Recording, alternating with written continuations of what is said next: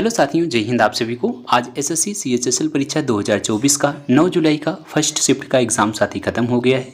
तो इस वीडियो में साथी हम लोग फर्स्ट शिफ्ट के जीके जीएस के क्वेश्चन का एनालिसिस करेंगे। साथ ही अगर आप लोग का एग्जाम अभी तक नहीं हुआ है तो आप लोग इस वीडियो को कंप्लीट वॉच कीजिएगा। साथ ही यहाँ से आपके एग्जाम में 4 से 5 क्वेश्चन डायरेक्ट रिपीट होगा, क्योंकि साथ ही पिछले शिफ्ट का जो क्वेश्चन था वो आगे की शिफ्टों में रिपीट हो रहा है और इस शिफ्ट में भी साथ ही आज 4 से 5 क्वेश्चन आपका पहले शिफ्ट का रिपीट हुआ है। तो साथ ही आज का देखिए पहला क्वेश्चन पूछा गया था कि संविधान में न्यायिक पुनर्विलोकन की अवधारणा किस देश से ली गई है। तो देखिए साथी, न्यायिक पुनर्विलोकन की अवधारणा की बात करते हैं किस देश से ली गई है। तो देखिए, न्यायिक समीक्षा का प्रावधान अमेरिका के संविधान की देन है। न्यायिक पुनर्विलोकन की अवधारणा को संयुक्त राज्य अमेरिका के संविधान से लिया गया है। भारतीय संविधान में सर्वोच्च न्यायालय के संबंध में न्यायिक पुनर्विलोकन की शक्ति अनुच्छेद 32 से 136 में, उच्च न्यायालय के संबंध में अनुच्छेद 226 और 227 में वर्णित है। तो इसका करेक्ट जो आंसर था साथी वो संयुक्त राज्य अमेरिका बिल्कुल सही था। यानी जो न्यायिक पुनर्विलोकन की अवधारणा है वो किस देश के संविधान से ली गई है? संयुक्त राज्य अमेरिका के संविधान से ली गई है। अब इससे रिलेटेड आपका और क्वेश्चन पूछा जा सकता है अनुच्छेद से रिलेटेड, आप लोग इसको भी देख लीजिएगा। फैक्ट के क्वेश्चन को भी हम आपको साथ ही साथ कराते चलते हैं। साथ ही आपको बता दें, अगर आप लोग का एग्जाम अभी तक नहीं हुआ है, आप लोग साथ ही एसएससी सीएचएसएल का जो प्रीवियस एग्जाम हुआ था उसके साथ ही जीके जीएस के क्वेश्चन का आप लोग अगर एक बार रिवीजन कर लेते हैं तो वहां से आपके एग्जाम में साथ ही 12 से 15 क्वेश्चन हर एक शिफ्ट में आपका रिपीट हो रहा है, क्योंकि साथ ही ये सभी क्वेश्चन बदलते नहीं हैं। आपका प्रीवियस ईयर के जो क्वेश्चन होते हैं वही क्वेश्चन यहाँ पर देखने को मिलता है। साथ ही अगर आप लोग एसएससी सीएचएसएल का प्रीवियस ईयर में जो आपका अगस्त 2023 में एग्जाम हुआ था उसके जीके जीएस के क्वेश्चन का साथी अगर आप लोग पीडीएफ लेना चाहते हैं तो पीडीएफ साथी हमने तैयार कर दिया है। एक बार आपको साथी पीडीएफ के बारे में बता देते हैं।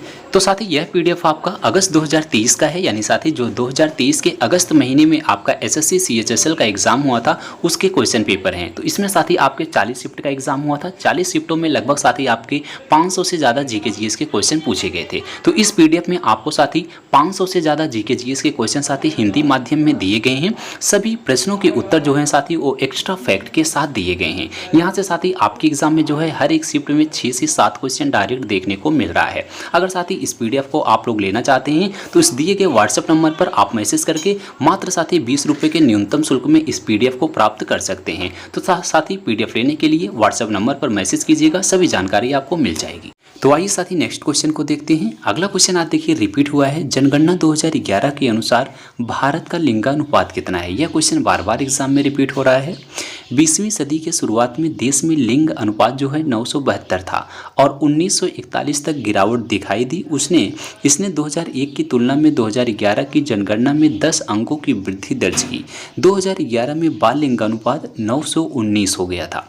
महिला प्रति 1000 पुरुष था, यानी साथी 919 जो है महिला प्रति 1000 पुरुषों पर इसकी संख्या थी। तो 919 साथी इसका लिंगानुपात था, तो इसका करेक्ट आंसर था। अभी ये साथी आपके कल के शिफ्ट में आपका क्वेश्चन पूछा गया था। नेक्स्ट क्वेश्चन भी आपका रिपीटेड क्वेश्चन है। जनगणना 2011 के अनुसार भारत में 10 की वृद्धि दर कितनी थी? यानी साथी 10 की वृद्धि दर का प्रतिशत पूछा गया था। तो 2001 से 11 के लिए 10 की वृद्धि दर 17.64%, 3.90% अंक का एक और कमी हो गई है। तो इसका जो करेक्ट आंसर था वो आपका 17.64% था। तो यह भी क्वेश्चन आपका साथी कल के शिफ्ट में पूछा गया था। तो देखिए यहाँ से आज 2 क्वेश्चन आपका जनगणना से रिपीट हुआ है कल के जो शिफ्ट में क्वेश्चन पूछे गए थे। अगर आप लोग प्रीवियस जो आपका शिफ्ट हुआ था कल का, अगर आप लोगों ने एनालिसिस किया होगा तो आपको आज बहुत हेल्प मिला होगा। इसलिए साथी कहते हैं आप लोग हर एक शिफ्ट का एनालिसिस किया करो, एग्जाम में आपको क्वेश्चन देखने को मिलेगा। नेक्स्ट क्वेश्चन साथी पूछा गया था शतरंज में प्यादा की संख्या कितनी होती है? तो देखिए शतरंज में प्यादा की संख्या पूछी गई थी। शतरंज खेलते समय शतरंज के मोहरों, शतरंज की बिसात पर चलते शतरंज के मोहरों 6 प्रकार के होते हैं। प्रत्येक खेल 16 मोहरों से शुरू होता है। 8 प्यादे, 2 बिशप, 2 नाइट, 2 हाथी, 1 रानी, 1 राजा इसमें होते हैं। तो यानी प्यादा की संख्या पूछी गई थी तो 8 प्यादा इसमें होते हैं। तो इसका साथी जो करेक्ट आंसर था वो 8 आपका बिल्कुल सही था। नेक्स्ट क्वेश्चन पूछा गया था गणतंत्र दिवस पर मुख्य अतिथि कौन थे?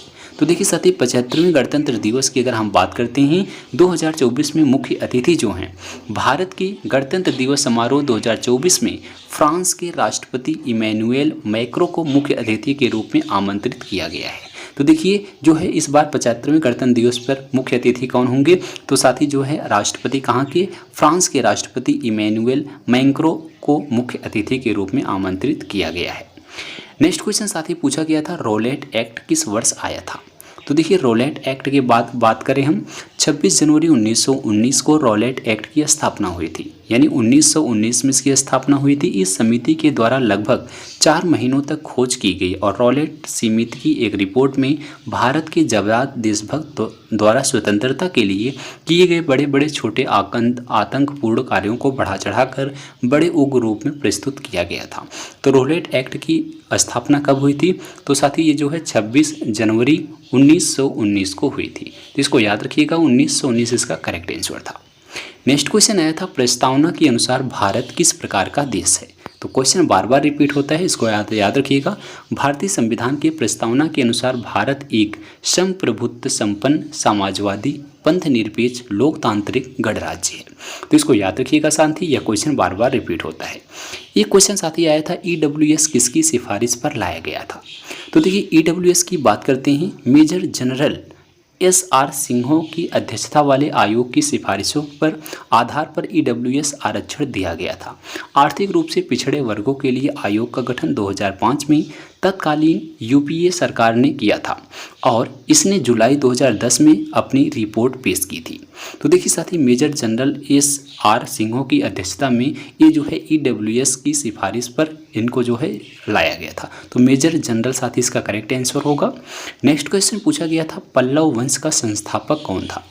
तो देखिए पल्लव वंश के संस्थापक की बात करें, दक्षिण भारत के प्रमुख राजवंश पल्लव वंश का संस्थापक सिंह विष्णु ने 575 से 600 ईसा पूर्व के बीच शासनकाल था। के बीच इसकी राजधानी कांची यानी तमिलनाडु में कांचीपुरम थी तथा वह वैष्णव धर्म का अनुयायी था। यानी पल्लव वंश का संस्थापक कौन था, साथ ही याद रखिएगा पल्लव वंश का जो संस्थापक था वो जो है सिंह विष्णु था। तो सिंह विष्णु इसका करेक्ट आंसर था। अगर यहाँ से पूछा जाए सिंह विष्णु जो है इसका जो है सिंह विष्णु किस धर्म से संबंधित था, तो याद रखिएगा वैष्णव धर्म से संबंधित था। तो यहाँ से क्वेश्चन आएगा पल्लव वंश का जो संस्थापक था वो किस धर्म से संबंधित था, वैष्णव धर्म से संबंधित था। इसकी राजधानी कहाँ थी, कांचीपुरम राजधानी थी। साथ ही यहाँ से क्वेश्चन पूछा जाएगा। नेक्स्ट क्वेश्चन आपका पूछा गया था भारतीय संविधान का अनुच्छेद 30 किससे संबंधित है। बार बार क्वेश्चन पूछा जाता है। भारतीय संविधान के अनुच्छेद 30 में अल्पसंख्यकों को शैक्षणिक संस्थाओं की स्थापना और प्रशासन का अधिकार इसमें दिया गया है। तो यहाँ से साथ ही आज जो है फर्स्ट शिफ्ट में सभी क्वेश्चन पूछे गए थे। जो क्वेश्चन हमें प्राप्त हुए हमने आपको सभी क्वेश्चन को बताने का प्रयास किया। इन सभी क्वेश्चन को एक बार पढ़िएगा। साथ ही यहाँ से आपके एग्जाम में क्वेश्चन रिपीट होने की ज़्यादा से ज़्यादा संभावना है। तो साथ ही आज की वीडियो में बस यहीं तक। अगर आपको वीडियो पसंद आई हो तो एक बार वीडियो को लाइक करना, दोस्तों में शेयर करना और इसी तरह से SSC CHSL के से रिलेटेड पर्पल की अपडेट के लिए चैनल को सब्सक्राइब कीजिएगा। मिलते हैं अगली वीडियो में, तब तक के लिए जय हिंद जय भारत।